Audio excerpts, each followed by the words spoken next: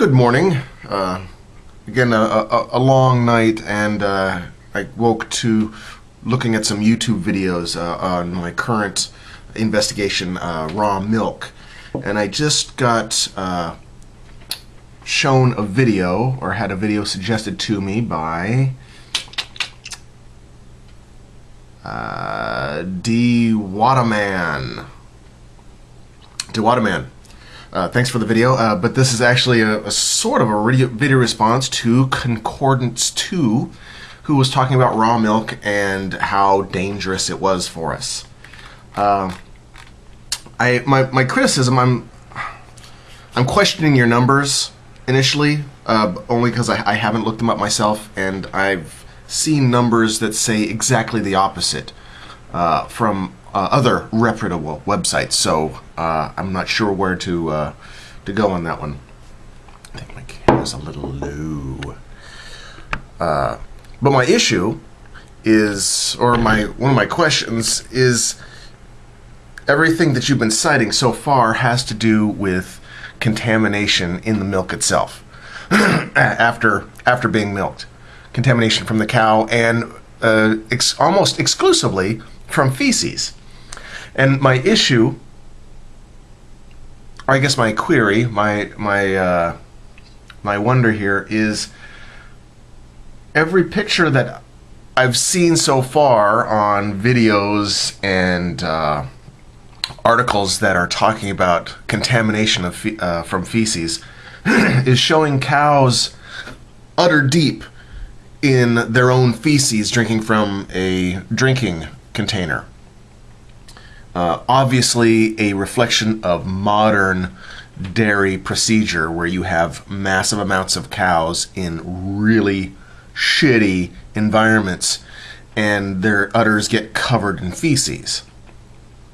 Well, those are the cows that are being milked for pasteurization. Those are the mass market. Those are the ones you find from the factory stores. Those are the cows. That's where we get our milk, from the feces-covered udders of cows. Now, every time, I don't want to say every time, in every case that I've done research into raw milk and how the environment is for the cows, and it's not just cows, it's goats as well. So I've been looking at goats a little more closely. They are all range grass-fed. They're not mass contained in really shitty environments. That's in an extremely clean and, from all I can see, very healthy and humane way to get milk. The factory farms are just the opposite. Not humane, not healthy. So if you're concerned, or if everyone's concerned about the dangers of raw milk is just the contamination of the milk after it's come out of the udder, well then there's no issue. You clean the udders before milking.